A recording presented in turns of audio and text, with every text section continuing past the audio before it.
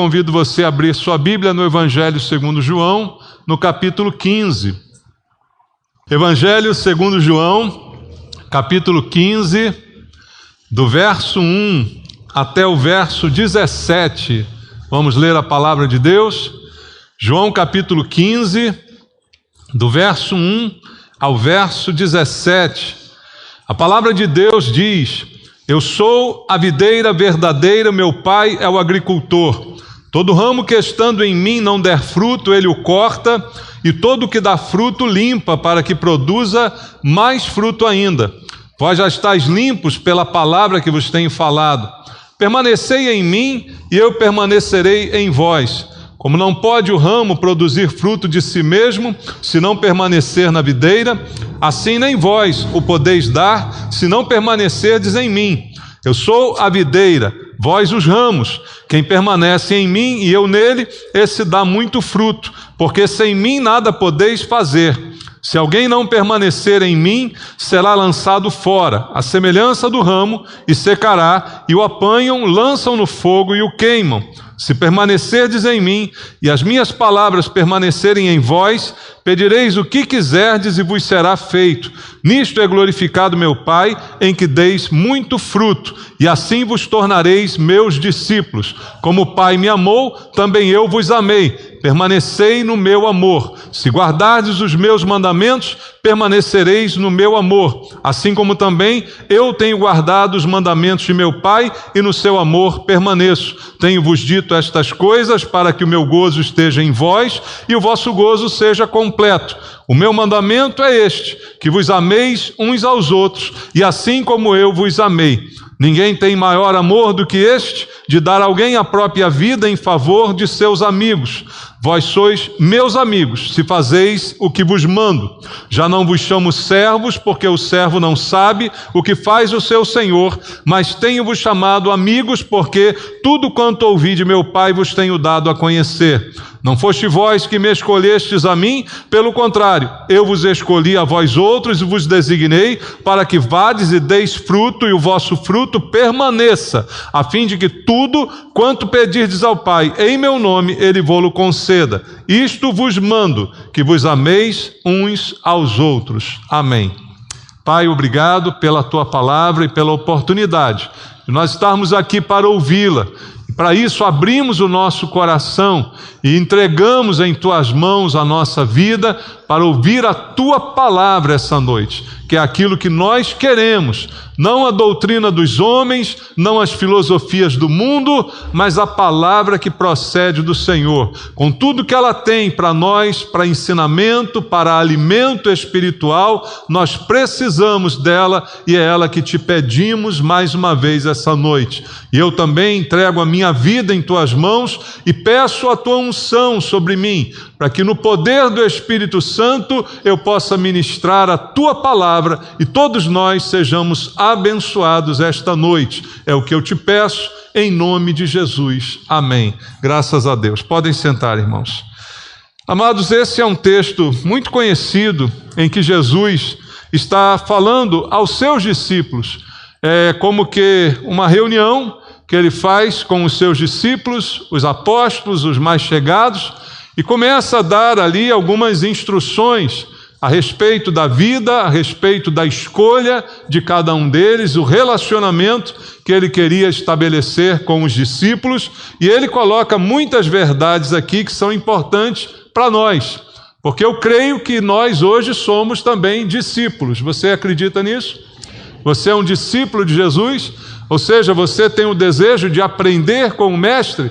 O discípulo é aquele que busca o Mestre para aprendizado, para ouvir suas palavras, para imitar o seu comportamento. Então nós somos discípulos na medida em que também nos interessamos pelo que o Senhor tem a dizer e também por mudar a nossa vida de acordo com os ensinamentos recebidos. E aqui então Jesus dá uma verdadeira aula aos seus discípulos, falando para eles todo o propósito, todo o objetivo e o que ele seria também na vida de cada um desses homens que aqui estavam diante dele.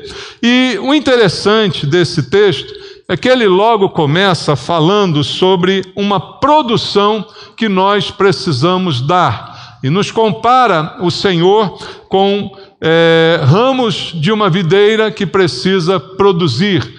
Então Jesus faz aqui uma comparação, e eu costumo dizer que todos nós que fazemos alguma coisa, nós esperamos um resultado daquilo que fazemos. Se você trabalha, você espera um resultado do teu trabalho. Você espera o fruto do seu trabalho. Ninguém trabalha a troco de nada, não é? Todos nós temos o desejo por resultados do nosso trabalho. Então, o trabalho precisa ser produtivo. É muito ruim a sensação de você dizer assim: trabalhei e não produzi nada. Trabalhei e não conquistei nada. Isso é ruim, não é esse o propósito que nós temos. Todos nós desejamos que o nosso trabalho tenha e venha a ser produtivo. E essa é a mesma palavra que Jesus dá aos seus discípulos. Olha, vocês vão trabalhar, porque há um trabalho para vocês, mas o trabalho precisa ser produtivo. Ele precisa dar resultado, senão é apenas movimento, não é? Então não basta a gente apenas fazer e falar, né, e não fazer, não basta apenas a gente apresentar uma aparência. Aliás, Jesus, certa vez, ele criticou isso, né, quando foi buscar fruto numa videira e não encontrou, numa figueira, né, ele amaldiçoou aquela figueira e ela secou. Por quê? Porque ela tinha uma aparência muito bonita, ela estava muito cheia de folhas, então essa aparência fez com que Jesus pensasse que haveria ali um fruto. Então não adianta a gente viver de aparência, a gente precisa apresentar resultado. O resultado é a prova de que o trabalho foi eficiente. E muitas vezes a gente não apresenta o resultado.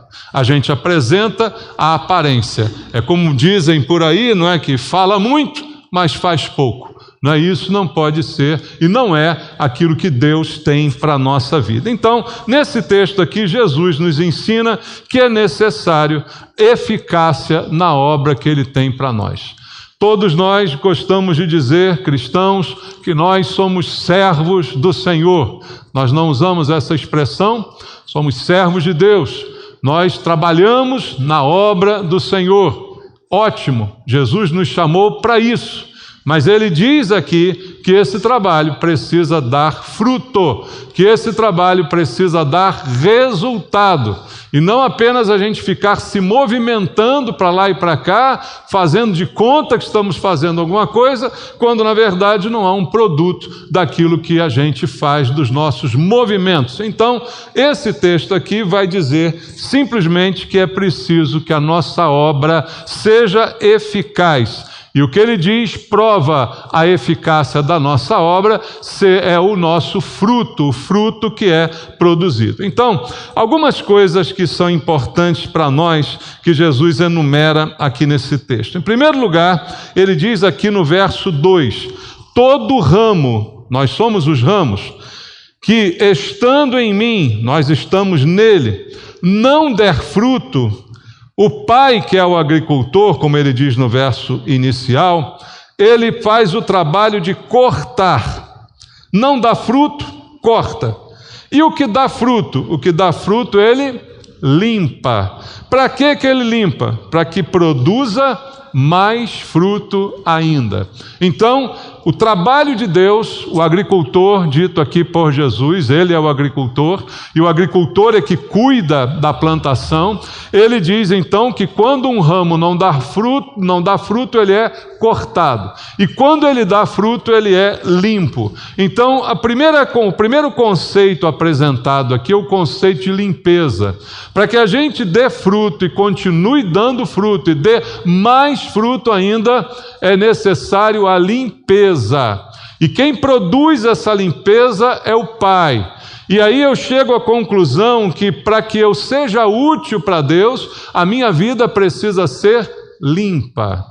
Nós temos que ter a vida limpa, e esse é um trabalho de Deus na nossa vida. É Ele que nos santifica, é Ele que nos purifica, mas somos nós que nos deixamos limpar.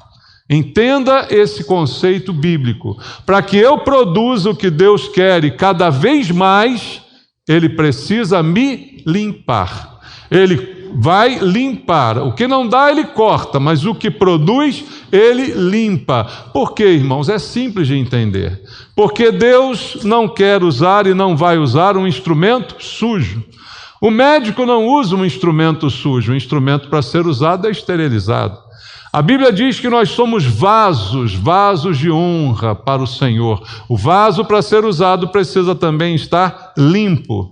O instrumento precisa estar esterilizado. A ferramenta precisa estar tratada, afiada, limpa. Isso é necessário para que de fato aconteça o que Deus espera, que é o nosso fruto e abundante cada vez mais sendo produzido por cada um de nós. Então, eu preciso estar limpo, preparado para que eu seja eficiente. Eu dei algum fruto, vem lá Deus e me limpa, num processo contínuo, para que eu dê mais fruto ainda. Porque Deus quer sempre que eu esteja, e você também, produzindo. Não é uma produção que chega no ápice e diz, não, agora está bom. Não está bom. Dei fruto, ele ainda limpa mais. Dei mais, ele limpa de novo. E continua limpando, para que eu cada vez produza mais. Então perceba pelo texto que Jesus nos deu, que esse trabalho do agricultor que é Deus é contínuo. Se o trabalho dele é contínuo, o meu também é contínuo. Nós estamos sempre procurando produzir frutos e produzir cada vez mais. E como é que ele faz esse trabalho de limpeza na nossa vida? De que forma isso é realizado? A Bíblia mesma, ela conta isso para nós. Em Hebreus capítulo 12, eu quero ler aqui com você a carta aos Hebreus, um texto também conhecido, no capítulo 12, no versículo 9 e no versículo 10, aqui a Bíblia nos diz como é que Deus faz esse trabalho. Diz assim: além disso, tínhamos os nossos pais segundo a carne que nos corrigiam e os respeitávamos. Não havemos de estar em muito maior submissão ao Pai espiritual e então viveremos? Pois eles nos corrigiam por pouco tempo, segundo melhor lhes parecia. Deus, porém, faz o que com a gente? Nos disciplina para aproveitamento, a fim de sermos participantes da sua santidade. Veja como é que é a limpeza de Deus. É pela disciplina, para que eu me torne cada vez mais participante da sua santidade. E quanto mais isso acontecer, mais fruto eu vou produzir. Então, qual é a maneira que Deus usa para me limpar e limpar cada um de nós? É a sua disciplina. E essa disciplina é útil. E coitada da criança que vive sem disciplina, não é? É um candidato a ser um marginal no futuro. Mas os filhos de Deus são por Deus disciplinados, porque Deus nos ama. E a Bíblia diz que Deus disciplina a quem Ele ama. E essa disciplina é que produz a melhoria da nossa vida, a nossa santificação. Em Lucas capítulo 13, no versículo número 7, vamos ler. Lucas capítulo 13, verso número 7, está escrito: pelo que disse ao viticultor, há 3 anos venho procurar fruto nesta figueira e não acho. Podes cortá-la. Para que está ela ainda ocupando inutilmente a terra? Veja, aqui Jesus conta essa história, não é? E diz, olha, a primeira atitude já é pensar em cortar, mas a misericórdia de Deus é tão grande que Ele dá ainda um tempo para que você produza, mas a disciplina vai ser sempre aplicada, para que eu me torne mais perfeito, haja um aperfeiçoamento da minha vida. Lá em Josué 3, versículo 5, está escrito: santificai-vos, porque amanhã o Senhor fará maravilhas no vosso meio. Veja, eu quero ver as maravilhas de Deus, então há uma santificação no caminho. Há uma correção de rumo no caminho. Há uma limpeza que é necessária e que acontece da parte de Deus, que é o agricultor, pela disciplina. Para isso serve a disciplina do Senhor, para me lapidar e para me aperfeiçoar. E nós vamos sendo aperfeiçoados por essa disciplina. Voltando lá a João capítulo 15, a outra coisa muito importante, além da pureza que é produzida com a ajuda de Deus, a outra coisa que Jesus destaca nesse capítulo, e ele vai falar disso várias vezes aqui. Veja o versículo 4. Permanecei em mim e eu permanecerei em vós. Como não pode o ramo produzir frutos de si mesmo, senão permanecer, veja quantas vezes vai vir a palavra permanecer. Assim nem vós o podeis dar, senão permanecerdes em mim. Eu sou a videira, vós os ramos, quem permanece em mim e eu nele, esse dá muito fruto, porque sem mim nada podeis fazer. Se alguém não permanecer mais uma vez em mim, será lançado fora, à semelhança do ramo, e secará, e o apanham, o lançam no fogo e o queimam. Versículo 7. Se permanecerdes em mim, e as minhas palavras permanecerdes em vós, pedireis o que quiserdes e vos será feito. Agora, mais uma vez, ele vai voltar a falar disso no verso 9. Como o Pai me amou, também eu vos amei. Permanecei no meu amor. Se guardardes os meus mandamentos, permanecereis no meu amor, assim como também eu tenho guardado os mandamentos de meu Pai, e no seu amor permaneço. Veja como ele insiste. No verso 16: não foste vós que me escolhestes a mim, pelo contrário, eu vos escolhi a vós outros, e vos designeis para que vades e deis fruto, e o vosso fruto permaneça, a fim de que tudo quanto pedirdes ao Pai em meu nome, Ele vô-lo conceda. Veja um discurso de Jesus, quantas vezes ele repete permaneça, permanecer. Quantas vezes ele usa este verbo, irmãos? Isso é sinal de que isso é muito importante. Quando Deus repete alguma coisa na palavra, talvez para quem esteja ouvindo diga assim: poxa, mas está repetindo muito, né? Parece cansativo isso, mas se Deus está repetindo é porque é muito importante. Jesus muitas vezes falava assim: em verdade te digo, porque ele iria dizer algo muito importante. Então ele enfatiza, e a repetição é o produto dessa enfatização. Então ele vai aqui de novo dizer várias vezes, são 12 vezes no total que isso é mencionado aqui no texto, nos versículos que nós acabamos de ler. Então, a participação completa de Cristo na vida dos seus discípulos. O fato dele insistir na permanência, e ele diz explicitamente: sem mim nada podeis fazer. Mas eu acho que eu faço, mas eu acho que eu produzo, eu acho que eu dou um fruto. Sem ele não faço, sem ele não tem como. Preciso permanecer nele. É isto que me dará a energia, a vontade, a força, o poder para realizar o que eu vou realizar para Ele. Então ele insiste na permanência, porque para que fique claro para nós que não dá para viver sem Ele. Eu me chamo cristão e agora não posso mais viver longe dele. Não posso mais fazer nada sem a ajuda dele. E isso é um problema, porque à medida que o tempo passa, a gente acaba entrando num automático, né, irmãos? E a gente começa a achar que é capaz de fazer as coisas. E até se Deus não estiver, a gente consegue continuar tocando. Mas isso não é verdade. Jesus incentivou aqui e ensinou que é necessária essa comunhão com Ele, para que o meu fruto seja um fruto permanente também, não ocasional, que a gente dá de vez em quando. Quando está tudo bem, eu dou fruto, quando não está, não dou.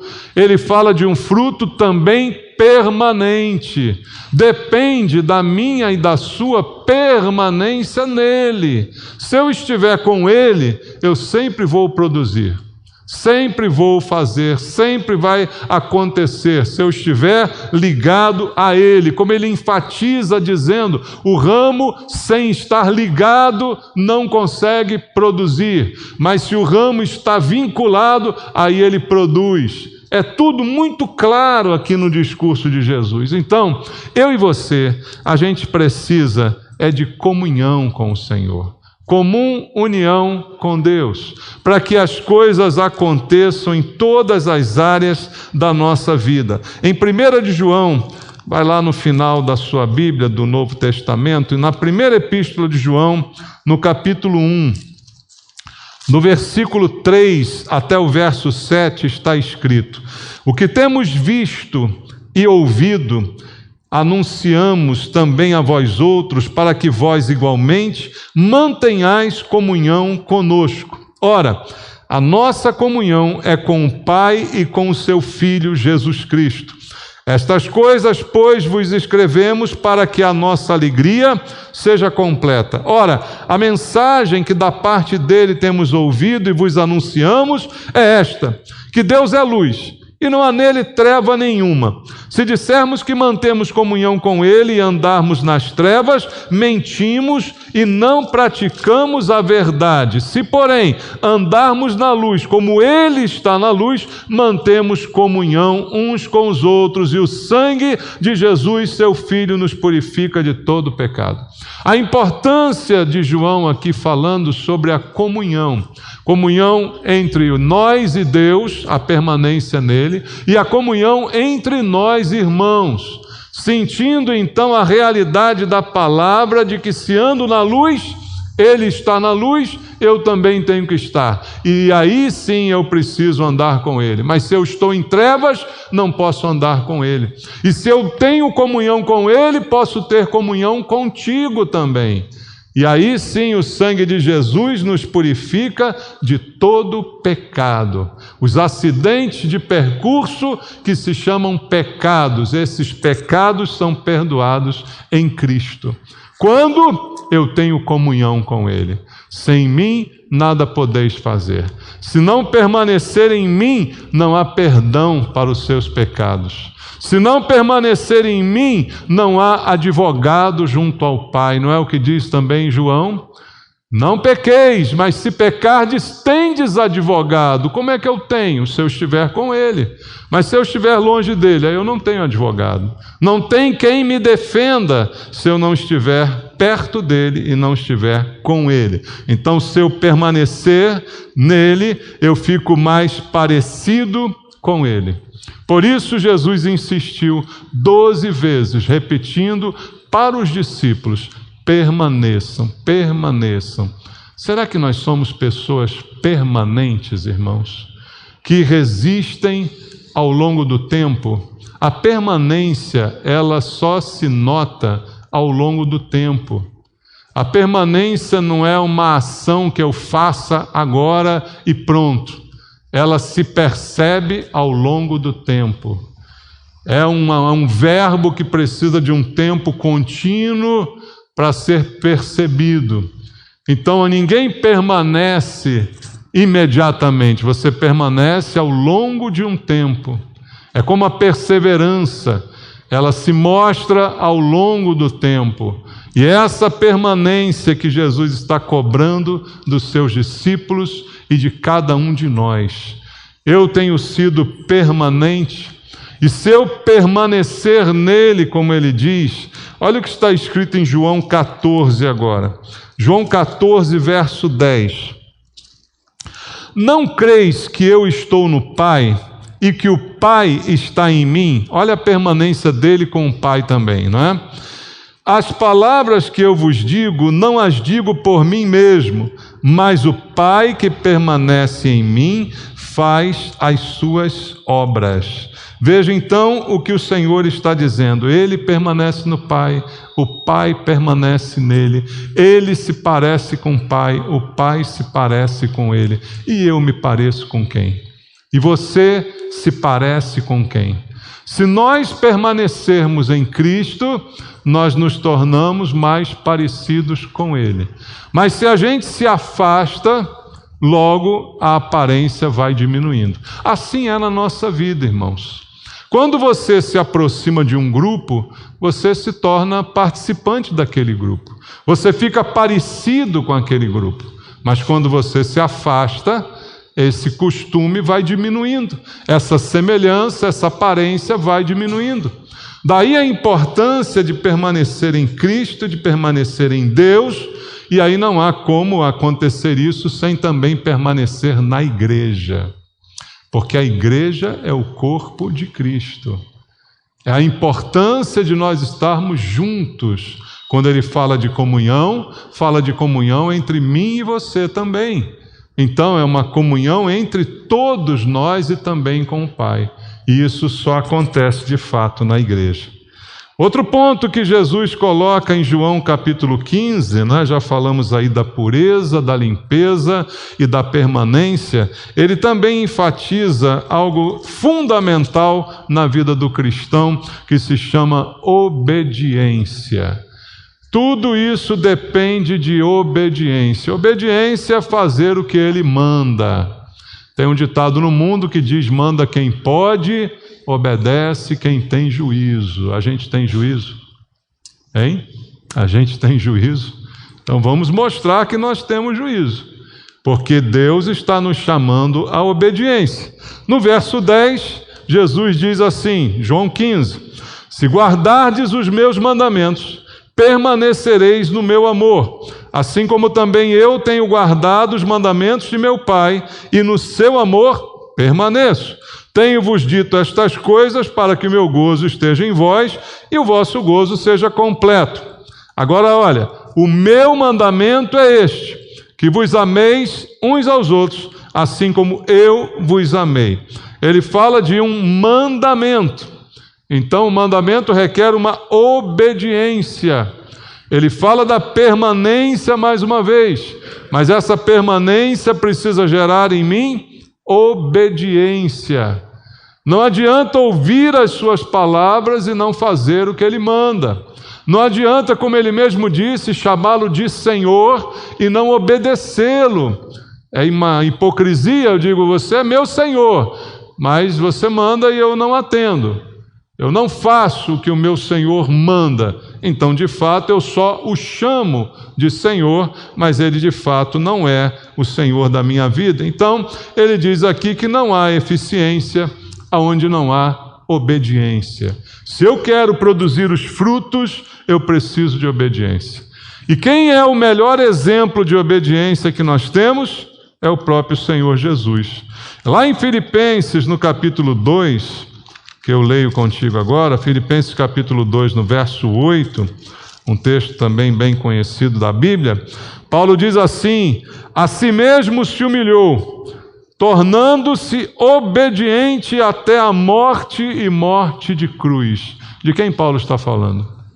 De Jesus. E Jesus foi obediente. Até quando? Até a morte.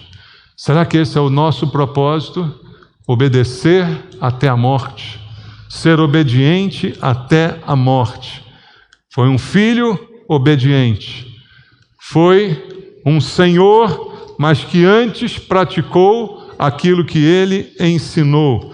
Lá em Hebreus, no capítulo 5, veja só o que está escrito aqui, confirmando essa característica do Senhor Jesus. Em Hebreus, capítulo número 5, versículo 7 até o verso número 9.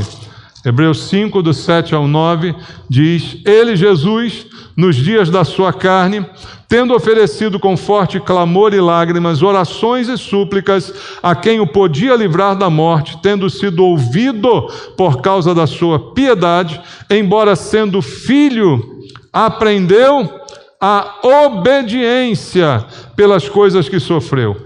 E tendo sido aperfeiçoado, tornou-se o autor da salvação eterna para todos os que lhe...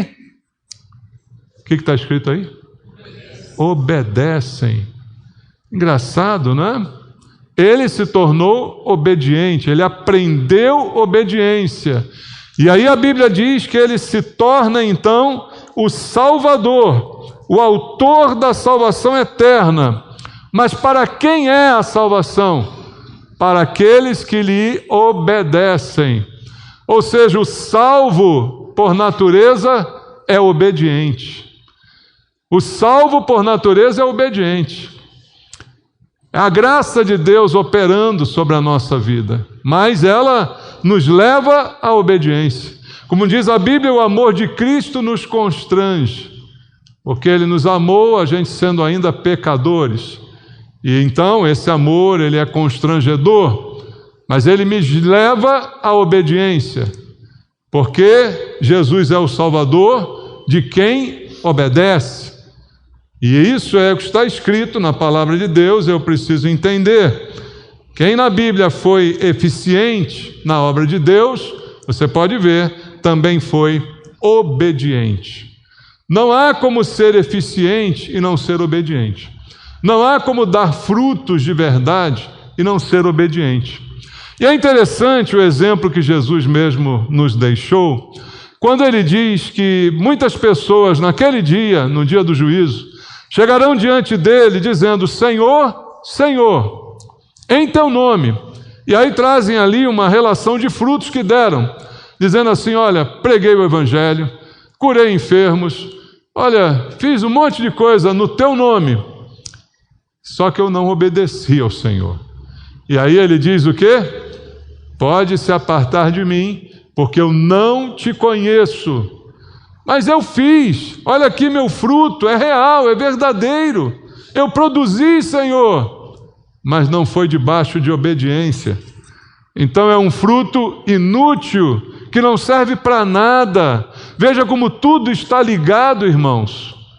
Então Jesus está ensinando aqui o que Ele espera de mim, para que eu saiba que eu preciso dar frutos, mas eu preciso que Ele me limpe, eu preciso de obediência, eu preciso permanecer nele. Tudo isso está inserido nesse contexto. E se eu, mesmo que eu fizer alguma coisa, se não for por Ele, por meio dele, não tem valor. Se não for em obediência, nem ligado a Ele, não tem valor. O que aqueles falaram, Senhor, Senhor, fizemos, não foram ligados a Ele.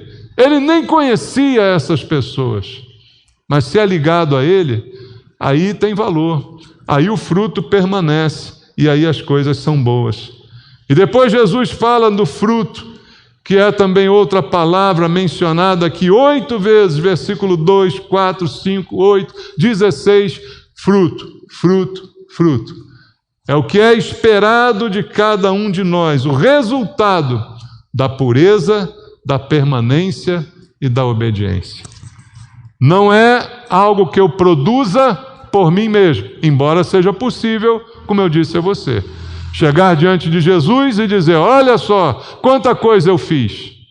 Aí você fez sem estar ligado a Ele. Você fez sem obediência. Você fez sem pureza.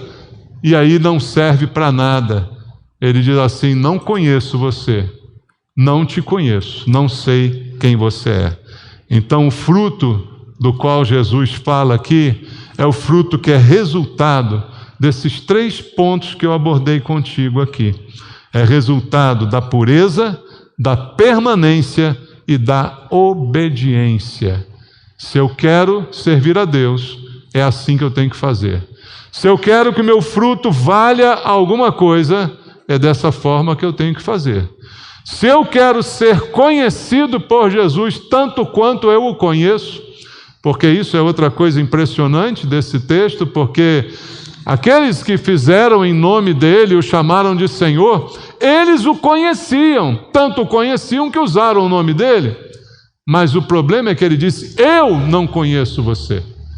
E aí o que adianta eu conhecer Jesus se ele não me conhece? Que valor tem se eu faço alguma coisa em nome dele, porque eu conheço, mas ele não me conhece? Então isso é algo para a gente refletir, porque o fruto que ele quer é resultado da pureza produzida pelo agricultor quando me limpa com disciplina, da minha permanência e insistência em comunhão com Ele todo o tempo e da minha obediência fiel ao que Ele manda, como Ele menciona nos textos aqui apresentados. É isso que Ele espera de cada um de nós. O que nós esperamos do nosso trabalho? Fruto. O que nós esperamos no fim do mês? O salário. O salário é fruto do nosso trabalho. Não é essa frase que nós usamos aí, não é? O meu salário é fruto do meu trabalho. Então eu espero o fruto. É isso que eu espero. E eu trabalho para que isso aconteça. Então, Deus também espera que eu produza frutos. Até porque Ele tem trabalhado na nossa vida. Você sabia disso? A Bíblia diz que Deus trabalha na nossa vida. E a boa obra que foi começada, Ele levará até o fim. Então Ele trabalha insistentemente na vida de cada um de nós. Agora, como eu trabalho e quero um fruto, Ele também deseja um fruto na minha vida. Deseja também o Senhor que o meu trabalho dê fruto. E se eu trabalhar debaixo da graça de Deus, como foi aqui dito, usando esses princípios, os frutos virão. Sabe por quê? Porque é natural dar frutos. O que é natural? Você planta uma semente qualquer, de qualquer árvore, de qualquer tipo. Se aquele tipo dá fruto, por exemplo, plantou uma figueira, é natural que ela cresça e produza os figos. É natural. É natural que aquilo que você plantou, depois de algum tempo, produza o mesmo tipo do que você plantou. Então, não é nada de outro mundo, é natural. Espera-se que assim aconteça. Então, os frutos são naturais. Tem que dar fruto. Se não dá, tem alguma coisa errada. Quando você plantou e aquilo não produziu, você olhou, não saiu nenhuma frutinha dali, você vai procurar a causa. Tem algum bicho? Tem alguma praga?